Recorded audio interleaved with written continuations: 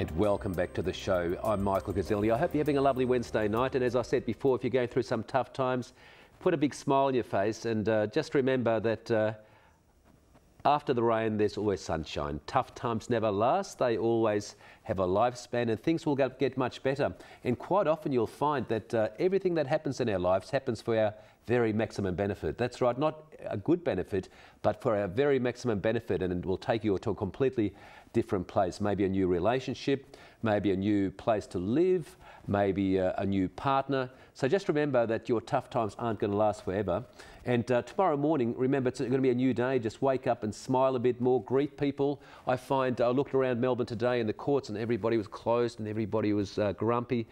Remember, life is all about people. So greet people, find out about people and make people feel important. I find that too many people, not our viewers of course, but there's a lot of selfish people out there, isn't there? I see it around Melbourne, you know, I see these blokes in their nicely polished Porsches and stuff. It's good having a nice car, but somehow we've got to smash that ego on the ground. I really believe that sometimes you have to hit rock bottom to become real. Because if you haven't been rock bottom, you really don't know what it's like. And you haven't experienced the whole totality of life. Yes. And everybody's had ups and downs. Maybe some people's ups and downs are a bit more extreme, like for instance mine. And some others are worse than me, that are more extreme, like they've murdered someone or whatever. Yeah. But in reality, it's life's about ups and downs. And if you say you're driving your Toyota or your Porsche, I mean, whatever, tomorrow you could bloody be 6 foot under. So really, what is life about? You know, like... That's some good advice, viewers, from Angelo, isn't it? He's been there. He's been in prison. He's been a heroin addict. He's lost friends. He's lost... actually, you didn't hear about this before, but he had a couple of brothels in the 80s. Made plenty of money, black money on the market. He's done it all. He's probably involved in the Italian mafia in Australia, but who knows? But you know, he's turned his life around and he tells the story the way it is, rather than making up stories and being fake and pretentious. You know, really, life is like a riverbank. Here's birth and here's death, and between there's love. We're here to love and be loved, and that's why we should really reach out to people, don't we? But I've also learned another thing, Angelo. We can't give out what we haven't got. So we can't give out what we haven't got. So if we haven't got self-respect, or at least self-liking, we can't give that to another person. Well, you can't give it because you really don't know what it is yourself. No. There are people that don't know what it's like to give out that love or that because they don't know it themselves. They don't understand it. They've been brought up to hate. Put down all the time. All the time. Put down. So if you were to give them a hug, they'd just drop dead. They'd go, well, where's this coming from? And that's so right, folks, isn't it? Unfortunately, Western society, it's all about you've got to become the doctor, the lawyer, the accountant, the TV producer, the movie star.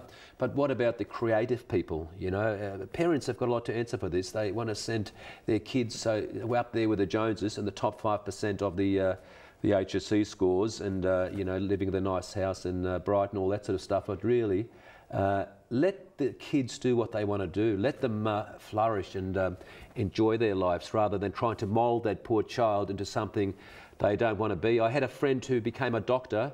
He didn't want to be a doctor. He married a woman he didn't want to marry. He ended up hanging himself. You know, a bloke I went to school with. How did you work on your self-esteem? How did you become your best mate?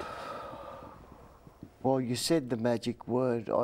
I did have to become my best mate to survive in there, especially this time coming. Before that, you know, I had to survive. Besides me, have you got any other good mates? I've got plenty of good mates. Plenty. Whether I'm as close as I used to be before, I've drifted away because they've got their problems, like they're divorced or their kids. You know, things happen in life. I'm at my age now. Everything's happened just about, apart from death. You know, so it's like a lot of times I go through life now and I think, well, hey, I'm 57. Time is running out. There's no doubt. I look around and I go, Jesus. Angelo, you said you're happy to be alive after all that stuff you put into your body and all the crap you've done. you know, every day now, how do you try to make a difference to other people? Do you try to help other people? I suppose you're coming on the show. Look, like if there's somebody on the ground, I'm the first to pick them up, and that is my nature. I've done that in jail too. Whereas in the 80s you might have beaten them up. No. No, I've never had that. Always a good nature. Never have I had that violent streak. What about when you had the brothel and a bloke would come in, have a screw and didn't pay for the? Well, I didn't actually do any.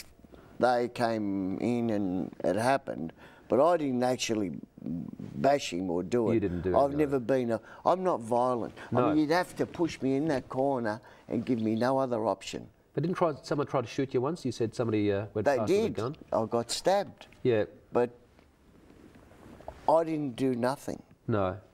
It just... Why do they want to shoot you? They're wrong person. Wrong person. And that's the truth. Yeah, I mean, yeah, they got the wrong I know identity. people go, yeah, yeah, no, I believe you. I believe you. Yeah. But the thing is, what I see now in my life, I look at this. What do I want out of life?